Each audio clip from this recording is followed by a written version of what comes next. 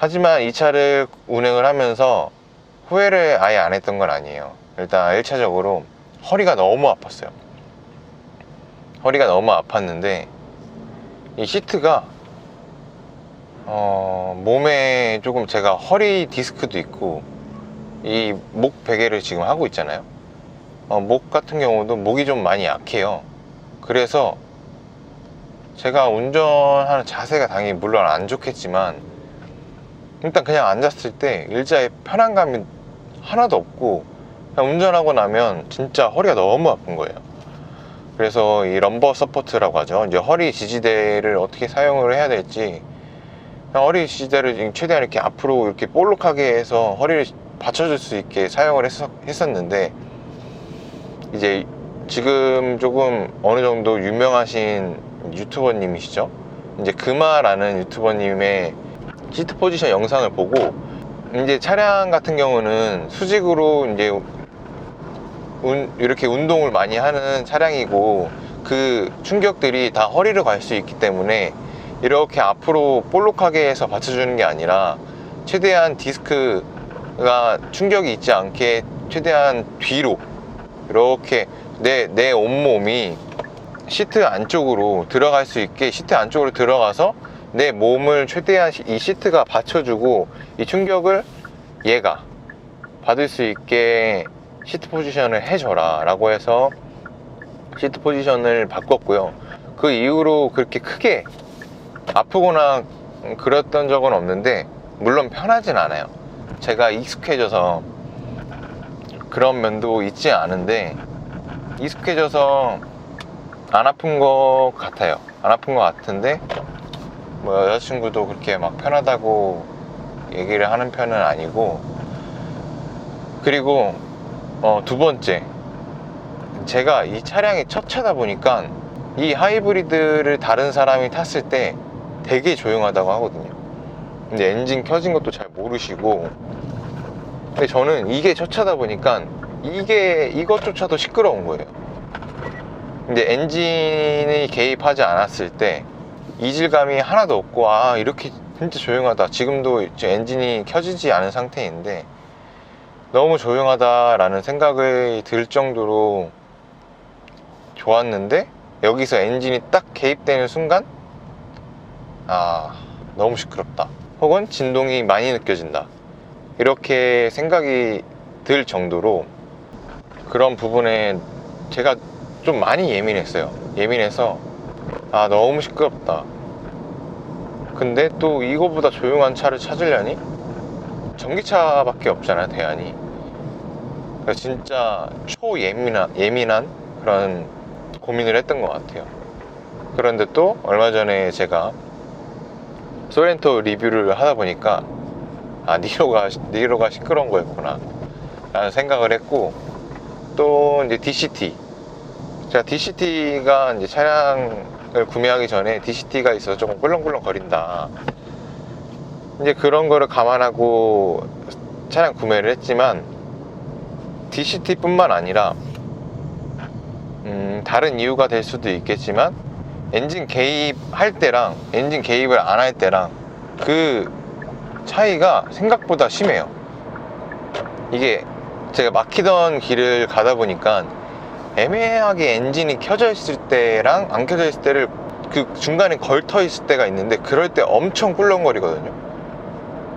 이게 엔진이 딱 걸리는 순간 갑자기 덜컥 하면서 제가 그 순간에 이제 브레이크를 밟거나 멈춰버리면 살짝 이렇게 울컥거리는 느낌이 있는데, 이제 그 부분은 어쩔 수 없는 거라고 생각을 해요. 이제 DCT 6단에 하이브리드가 조합이 돼버렸으니까. 근데 진짜 제가 처음 차를 사다 보니까 몰랐던 부분들이 이렇게 다른 차랑 비교했을 때 전혀 문제가 되지 않는 이런 문제들이 저한테는, 차를 잘 알지 못하는 저한테는 그런 문제가 됐고, 이거 빼고는 이제 전혀 문제가 안 됐던 것 같아요. 그래서 지금 11,366km 정도 주행을 했는데, 현재로서는 너무 구매 잘했다. 물론 더 좋은 차를 사고 싶어요. 사고 싶지만 이보다 좋은 차는 현실적으로 저한테 필요가 없고, 지금 출퇴근도 너무 편하게 잘하고 있고, 이런 걸 누릴 수 있는 것 자체가 저는 이제 감사하고요.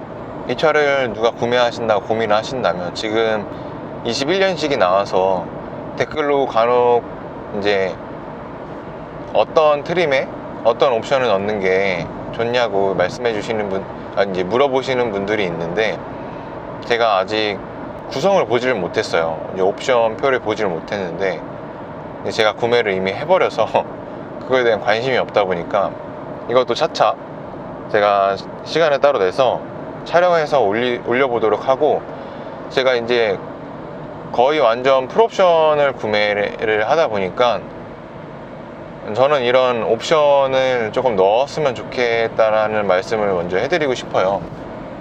왜 그러냐면, 이 차량이란 게 물론 자주 변경하시는 분들도 계시지만 1, 2년만 타고 바꾸시는 분들보다 그래도 적어도 3년 혹은 5년 정도를 주행하시는 분들도 있고, 더 가서는 10년까지 주행하시는 분들도 많다고 생각을 해요. 그렇게 장기적으로 이용을 했을 때 이 옵션을 조금 처음에 많이 넣으면 넣을수록 그렇게 길게 장기적으로 탈 때 부족함을 못 느낀다고 생각을 해요. 이게 앞으로 10년 후에 가도 이 옵션들을 봤을 때 물론 조금 어떻게 차가 바뀔지는 모르겠지만 뒤처질 수는 있어요. 디자인적으로 뒤처질 수는 있지만 이 옵션 면에서는 그렇게 크게 뒤처지지 않는다고 생각을 하기 때문에 조금 오래 탈 거라고 생각을 하시는 분들은 옵션을 내가 이 정도가 필요할까? 라는 옵션까지 좀 넉넉하게 넣으시면 그래도 오래 타는데 조금 도움이 되지 않을까 라는 생각에 저도 이렇게 많은 옵션을 넣었고요. 전혀 후회 없이 만족하고 있고, 그냥 선루프를 넣을 걸, 이 정도의 생각만 하고 있습니다. 그래서 이 차를 구매하신다면 꼭 타보세요. 저는 이제 렌트카를 주행을 해봤다고 해서 이제 따로 시승을 안 해보고 구매를 했는데, 꼭 이제 시승센터 가서 1시간 정도도 주행을 할 수 있고 하니까 거기서 주행을 해보시고, 거기서는 꼭 18인치로 주행을 아마 하실 수 있을 거예요. 거기서 18인치로 주행을 한번 해보시고, 그리고 렌트를 해보시면 아마 16인치로 이제 주행을 해보실 수 있을 텐데, 그렇게 해서 꼭 비교 한번 해보시고, 실물로 이제 플럼 색깔이라든지 이제 디지털 계기판 혹은 내비게이션도 큰 게 있고 이제 작은 게 있다 보니까 그것도 비교해 보시면서 직접 눈으로 보시고 색깔도 조금 많이 진지하게 생각해 보시고, 이런 식으로 생각을 많이 해 보신 다음에 구매를 하셨으면 좋겠어요. 저는 이 차를 좀 많이 추천드리고, 거리가 멀거나 어느 정도 있으신, 이제 주행 거리가 조금 되셔서 주유비가 이제 걱정이 되시는 분들도 있고, 이제 거리가 멀면 멀수록, 그리고 고속 주행을 많이 하면 많이 할수록 이제 경유차를 구매하는 게 맞지만, 이제 경유차의 경우 차량마다 다 다르지만 이제 대부분이 시끄럽잖아요. 그래서 시끄럽다 보니까 그런 진동에 대한 스트레스가 아무래도 이 하이브리드가 적기 때문에 이거를 구매하실 때 그런 장점도 생각해 주시면서 구매를 해 주시면 아무래도 좋지 않을까. 제가 1년 동안 주행을 하면서 느낀 점을 이렇게 말씀을 드려봤고요. 또 앞으로 좋은 영상으로 이렇게 찾아뵙도록 하겠습니다. 긴 영상 시청해 주셔서 감사하고요. 또 앞으로 좋은 영상으로 다시 찾아뵙겠습니다. 감사합니다.